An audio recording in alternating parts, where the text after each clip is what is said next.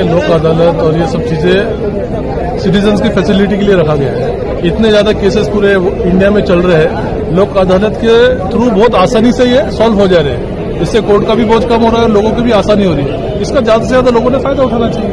यही मेरा सबसे रिक्वेस्ट है कि लोक अदालत का ज्यादा से ज्यादा लोग फायदा उठाए और अपने जो भी पेंडिंग केसेस है उसको निपटारा कर दे। जब इसके भी केसेस चल रहे हैं हमारे व्हीकल के मैटर्स है, उसको भी रिजॉल्व कर सकते हैं और जल्दी जल्दी भर के फाइन कंप्लीट करके टेंशन फ्री रहे, टेंशन मुक्त रहे, देश का भला करे, अपना भी भला करे। Well, this is a very good opportunity for the litigants to come forward and put their cases. You know, the pendency of litigation is so massive and you just can't blame the judiciary. This is an opportunity created and the litigant should take advantage. Not only in the terms of compromise, but parties can come together and at least have a start to compromise or to discuss a way forward, a way out. Otherwise, it will take a lengthy process, civil, criminal, whatever benefit government is giving, the constitution is providing, one should avail the benefit of it.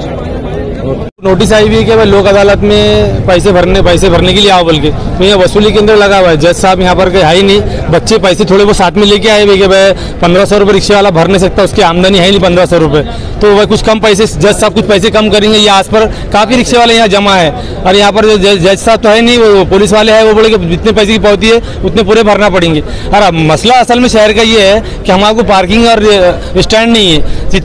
जितने permit issue कर दिए हैं यहाँ पर और जितने रिक्शे चल रहे हैं शहर के अंदर, इतने रिक्शों की जरूरत नहीं है शहर को, और जितने रिक्शे चल रहे हैं उतने रिक्शे के लिए पार्किंग भी चाहिए, स्टैंड भी चाहिए। जहाँ पर भी रिक्शे वाला ब्रेक मार रहा है फौरन पीछे जा फोटो खींच ले रहे बैक साइड से, और जो कलम आप लगा रहे, ओवर सीट की लगा रहे, सिग्नल जंपिंग की लगा रहे, तो वो फोटो में क्लियर दिख नहीं रहा। जो ऑनलाइन आप पावती दे रहे, जो कलम लगा रहे वो कलम फोटो में दिखना चाहिए।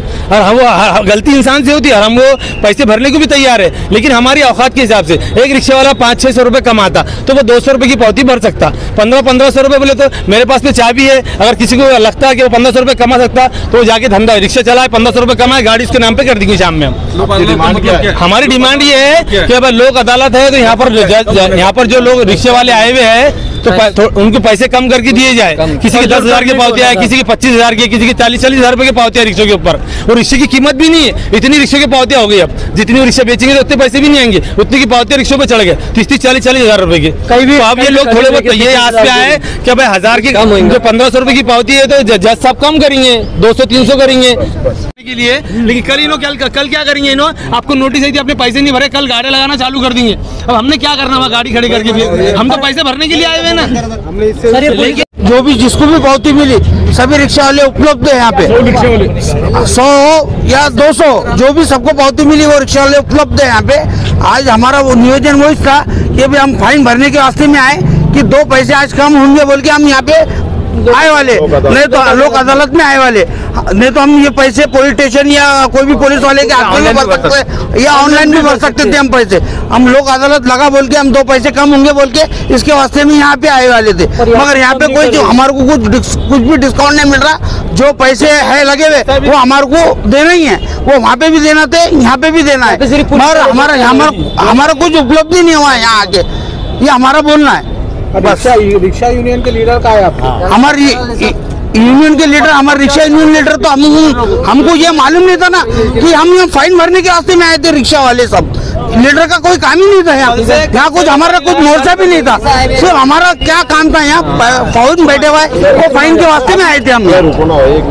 जो फाइन भरे ना, जो फाइन हमको बैठा वो फाइन भरने के वास्ते में आया हम। अब कल क्या करेंगे, कल से रिक्शे लगाना चालू कर देंगे। अब हम तो पैसे भरने ऐसे 500 रुपये फाइन है तो ये डायरेक्ट 1500 रुपये की फाइन भरते, रिक्शा वाले 1500 कहाँ से भरेंगे, नहीं भर सकते। और ये जहाँ पे नो पार्किंग कहाँ ये बताओ हमारे को। अभी कैसा है, पैसेंजर बोलता है यहाँ रोको गाड़ी, हम ब्रेक करते, फोटो मारे क्या तो बोलते भाई डायरेक्ट ऑनलाइन पावती 1500 रुपये की पावती मार देते। परभणी बघितली पण नाही, माझं 2दा-3दा नोटीस आली, आता दुसरी अदालत आहे माझी, मी पेपरला पण दिलं आहे, सर्व लोकमतला दिलेलं आहे, तरी ते कॅन्सल करतात नाही। ती डुप्लिकेट गाडी आहे म्हणून माझं कॅन्सल करा। माझी गाडी शाईन आहे, त्यांची गाडी डिलक्स आहे, HF डिलक्स, आणि फाईन 3750 रुपये दिली, 3 दंड टाकले माझ्यावर, ट्रिबल सीट, लायसन नाही, गाडीचे कागदपत्र नाही, माझ्याकडे सगळं आहे। गाडी माझी 2 वर्ष झाली घ्यायला आणि ही गाडी जुनी गाडी दाखवत आहेत ती माझी, आणि मी नाही त्या गाडीवर, ते फोटो वेगळे तरी कोणती कॅन्सल गाडी होत आहे नाही. तुमच्याकडे? हा, तुमच्याकडे कोणती गाडी आहे? माझ्याकडे शाईन बाईक आहे? शाईन बाईक आहे. Two wheeler? Two wheeler. रिक्षाचं तुम्हाला हे दिलेलं आहे दंड. रिक्षाचं नाही, आणि ते टू व्हीलरचं दुसरं टू व्हीलरची पावती करणार आहे. HF डिलक्स गाडीची मला पावती आली.